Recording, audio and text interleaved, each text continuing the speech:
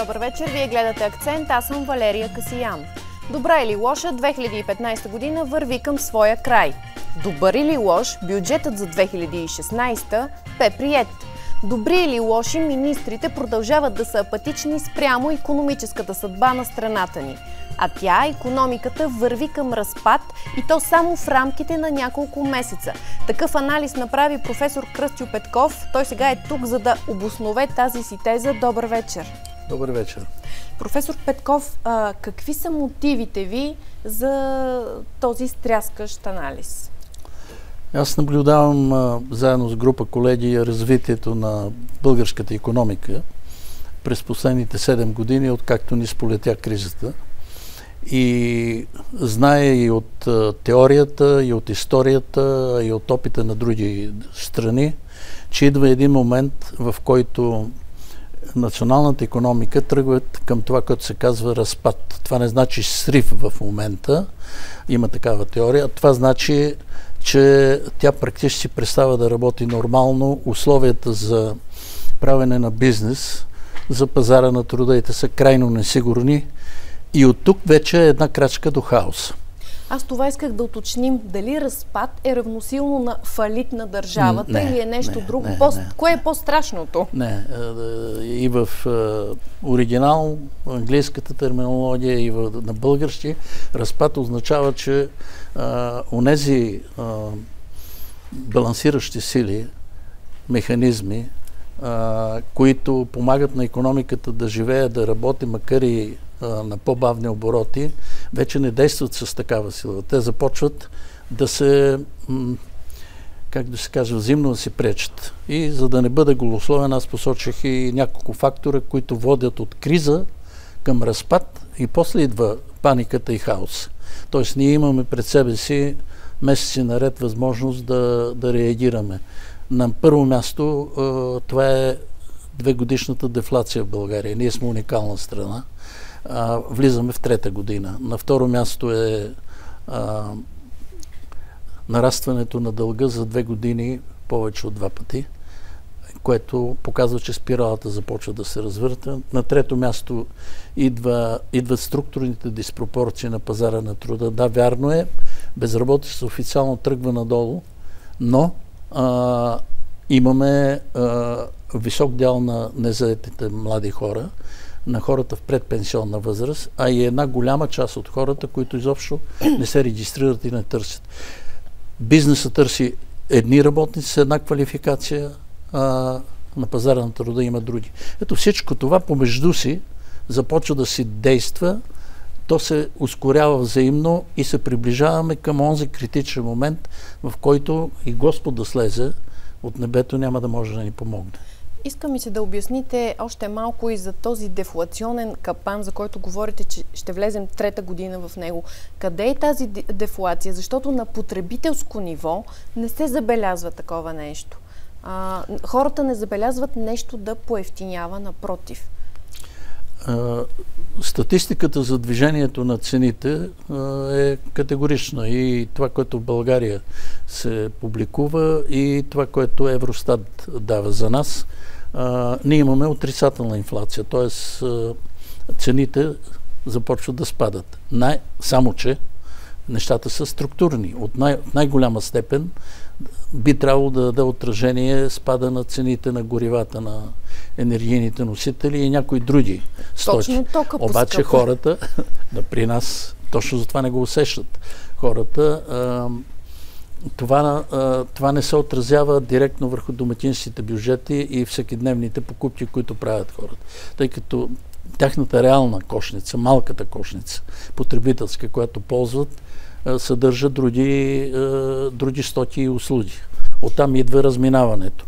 Но по-важно е другото, знае как да го обясня, когато отидем от висока инфлация към нулева или към отрицателна, както е България и Гърция, вече 2 години и нещо, обикновено хората казват, а има и немалко специалисти, които спекулират и казват, това е добре. Значи цените падат и ще можем да купуваме повече за едни и същи пари. Но не е така. хората не повишават потреблението си, интензитета и обема на потреблението не расте, той продължава да стои застинал или дори се свива. Второ, щом падат цените, бизнеса естествено е засегнат, той няма интерес да произвежда на по-ниски цени, свива деловата си активност, не търси така интензивно кредити и така нататък. Така че дефлацията е най-големия враг в условията на стагнираща и кризисна икономика. Има една такава приказка между макроикономистите, че ако има нещо, което е по-лошо от високата инфлация, това е дефлацията. И все пак казахте преди малко, че имаме няколко месеца да отреагираме. Да. Ето в бюджет 2016 залагат растеж на брутния вътрешен продукт с 2,1%. Това може ли да предотврати този разпад на икономиката? Не, поради две причини. Първо, това е завишен параметър. И то сериозно, да. Оптимистичен. Обикновено се правят такива в макрорамката за следващата и изобщо за 3 години напред се дават по-високи параметри, по-високи стойности, след което те се коригират. Второто е, че досегашният темп, с който се движи България на растеж на брутния вътрешен продукт, е такъв, че ние се движим между 0,5 и 1,5. Откъде ще дойде това 2,5? Да не говоря за 3, без да имаш ресурс, който да бъде насочен към реалния сектор. Няма който, инвестиции. Именно, и който да помогне на потреблението, също така да бъде раздвижено. Няма инвестиции. Аз разбирам защо една Румъния постига 3,5%, една Унгария 3,8%, една Чехия, Полша и така нататък. Това са група страни, чието растеж вече 4-5, при Полша 7 години е между 3,5% и 4%. Защото там взеха заеми, които насочиха за преструктуриране на икономиката. И това започна да дава отражение. Да? Какво пречи тук част от тези 16 милиарда, които гласувах още миналата година по това време, да бъдат инвестирани точно в икономика? Личен въпрос. Аз нямам отговор. Мога само да кажа каква реакция се получи, когато Съюза на икономистите в официално становище предложи 4 милиарда от 16 да бъдат заделени и насочени към реалния сектор, към бизнеса, към средни и малки, особено бизнес, на търговска основа, не да се раздават. Отговорът беше, а какво ще правим, ако се повтори случая КТБ?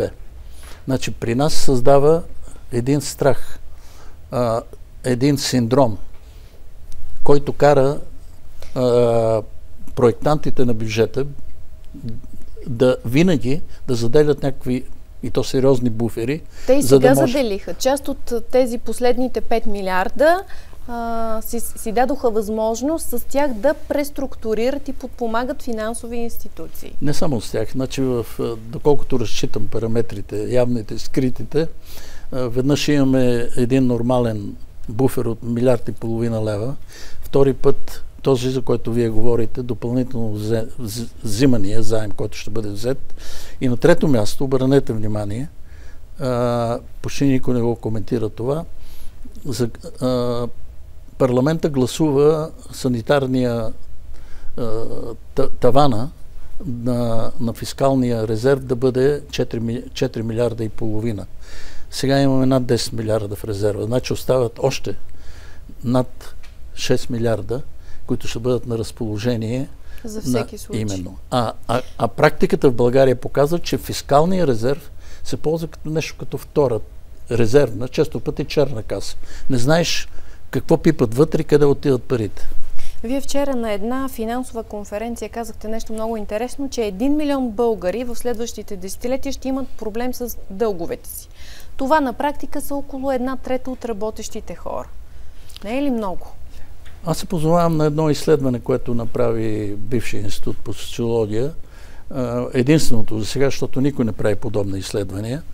Това беше добро, качествено изследване, в което 24% от домакинствата, това беше установено, са практически в несъстоятелност и не могат да се обслужват изцяло или редовно кредитите. Нямаме сведения от тогава, през тези няколко години, че ситуацията се е подобрила. БНБ, а изобщо банковия сектор, не дават точна, прозрачна информация колко са лошите кредити, прилагайки международни критерии или, да кажем, някакви адаптирани към българската ситуация. Едни колеги казват, че те са под 10%, други казват, че са 17%. Има икономисти и финансисти, които твърдят, че са над 22% лошите кредити. Имаме проблем. Когато домакинствата, когато гражданите не могат да обслужват своите кредити, трябва да се намери изход. Единият, доколкото разбирам тези дни, са били обвинени кредитополучателите, че били алчни, били агресивни и взимали много пари, виждате ли. Ами, самите банки и банкери какво са правили? Те защо не са оценявали рисковете и защо не са взели съответните мерки, когато са раздавани тези кредити?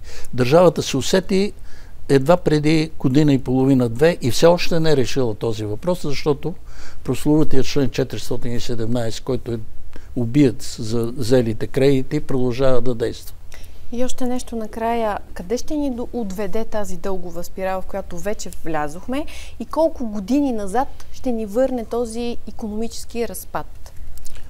Значи дълговата спирала вече ни върна на равнището на Тодор Живковия дълг. 10 милиарда и нещо. Сега, тук има елемент, разбира се, на малко черен хумор. Не можем да сравняваме едното и другото, но то показва тая дългова спирала, това като става, че в България се отива към нещо, което пострадаха верижно, при това страни в периферията на Европа. Като тръгнем от Гърция и стигнем до Португалия. Защото като си позволил да скочи 2 пъти дълга и продължаваш да говориш за взимане на още и още дълг, това означава, че си изпуснал контрола върху него. Що се отнася до това колко ще се върнем назад, тук искам да се позова на Международния валутен фонд, за да не каже някой, като професор Кръстю Петков, тук плаши народа, населението.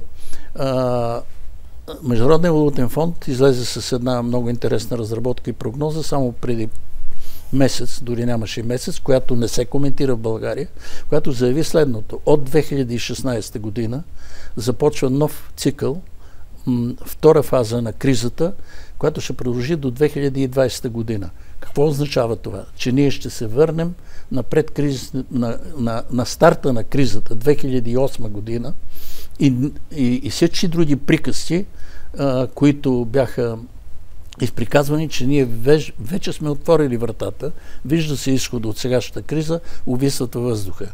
Ние нямаме време да коментирам аргументите на Международния валутен фонд, но при всичките ми резерви към тази институция смятам, че алармиращия сигнал, който пуснаха те под света, заявявайки, че от 187 страни, 132 ще имат огромни проблеми до 2020 година и България между тях, може да се направи справка, заслужава много сериозно внимание. Общо взето, бъдещето, поне близкото, никак не изглежда розово в икономически аспект. По-добре да бъдем реалисти, отколкото с розови очила да гледаме на действителността. И това е и моя апел. Не са други причините и мотивите, които ме карат да излизам с такива анализи, но ако правителството и парламент обърнат сериозно внимание на тези предупредителни сигнали, добре е да се замислят, особено, като мине половината. Може да смекчат някои от тежките ефекти. Може да нанесат и корекции, може да излезат и с други алтернативи, но това е вече тема за отделен разговор. Добре, благодаря ви много, професор Кръстю Петков. А след рекламите ще разберете, намериха ли решение на климатичната конференция как да избегнем климатична катастрофа.